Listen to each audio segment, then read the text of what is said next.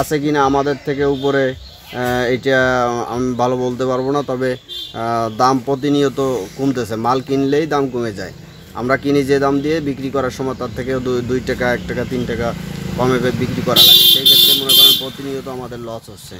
এখন কত করে দাম আছে? এখন দাম আছে 7 টাকা 6 টাকা 5 টাকা 8 টাকা টমেটো বুঝে দাম। আচ্ছা, এটা প্রতি কেজির দাম।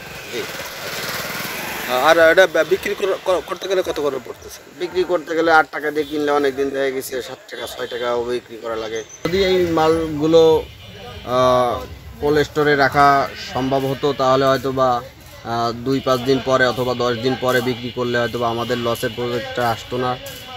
এই লসের জন্য আসলে সরকারের আমাদের এলাকায় একটা কোল্ড স্টোর রাখা করা উচিত। আমি মনে করি প্রত্যেকটা গৃহস্থ চাষি এবং ব্যবসায়িক যারা আছে প্রত্যেকে কম বেশি লাভবান হতো। আসলে আমাদের এখানে কোনো সুব্যবস্থা না থাকার কারণেই আমাদের এই লসে পড়া লাগতেছে। প্রত্যেকটা গৃহস্থ চাষি আমরা লসে পড়তেছে।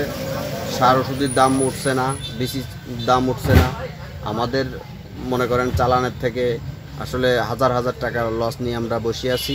আশা করি যে কবে যেন সুফল আসবে। সরকার যে সরকারি আছে, এই সরকার যদি বিদেশে চালান দেওয়ার ব্যবস্থা করে অথবা পাঠানোর ব্যবস্থা করে তাহলে হয়তো বা দামটা বাড়তে পারে আমি মনে করতেছি।